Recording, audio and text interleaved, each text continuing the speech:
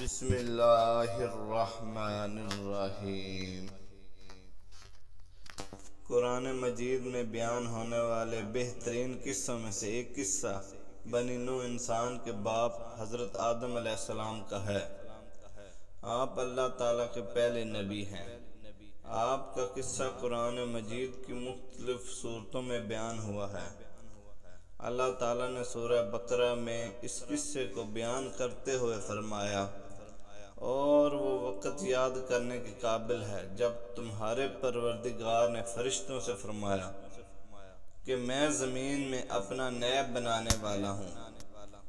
انہوں نے کہا، کیا تو اس میں ایسے شخص کو نیب بنانا چاہتا ہے جو خرابیاں کرے اور کشت خون کرتا پھرے، اور ہم تیری تعریف کے ساتھ تسبیح کرتے رہتے ہیں؟ اللہ تعالیٰ نے فرمایا، میں وہ بات جانتا ہوں جو تم نہیں جانتے، اور اس نے آدم کو سب چیزوں کے نام سکھائے، پھر ان کو فرشتوں کے سامنے پیش کیا اور فرمایا، اگر تم سچے ہو تو مجھے ان چیزوں کے نام بتاؤ۔ انہوں نے کہا، تو پاک ہے، جتنا علم تم نے ہمیں بخشا اس کے سوا ہمیں کچھ معلوم نہیں، بے شک تو دانا اور حکمت والا ہے۔ تب اللہ تعالیٰ نے حضرت آدم علیہ السلام کو حکم دیا، ان کے نام بتاؤ۔ حضرت آدم علیہ السلام نے ان کے نام بتا دیے۔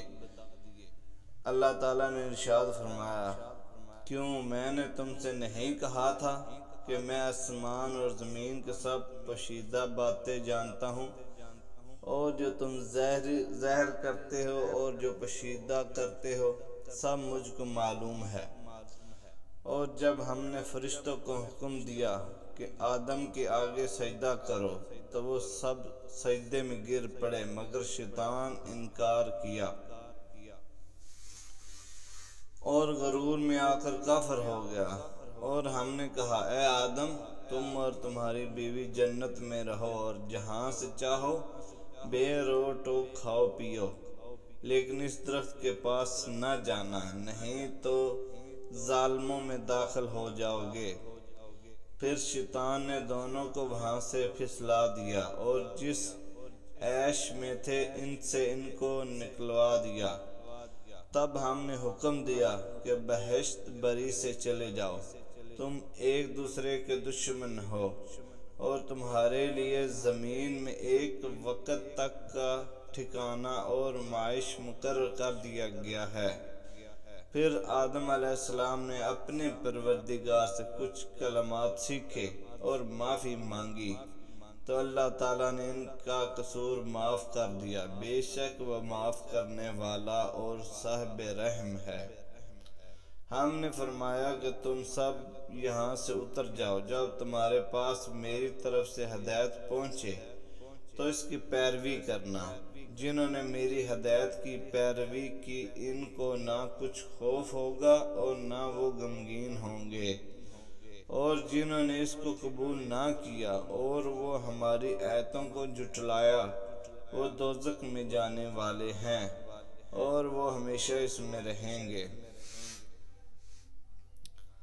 یہاں ہم صرف ان آیات کا مختصر مفہوم بیان کرتے ہیں۔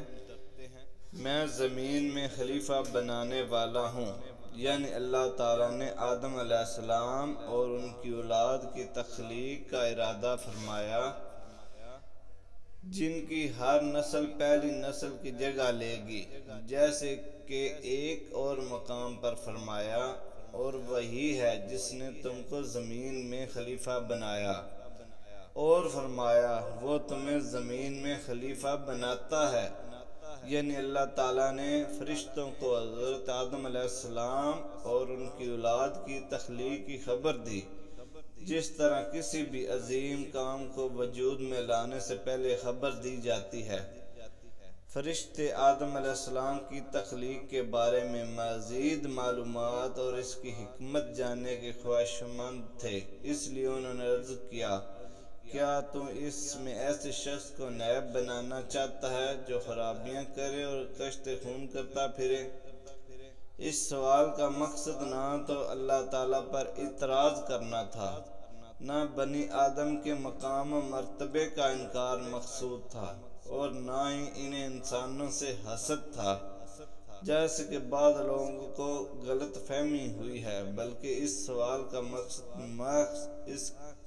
اس کی حکمت معلوم کرنا اور مزید معلومات کرنا تھا۔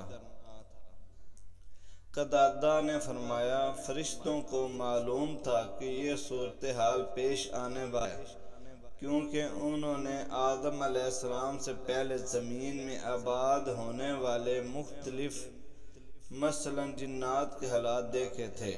حضرت عبداللہ ابن عباس رضی اللہ عنہ نے فرمایا، جن آدم علیہ السلام سے تقریباً 2000 سال پہلے سے زمین میں آباد تھے، انہوں نے قتل و غارت کی تو اللہ تعالیٰ نے فرشتوں کا لشکر بھیج دیا جنہوں نے اس فسادی جنوں کو سمندر کے دور دراز جزیروں کی طرف دھکیل دیا۔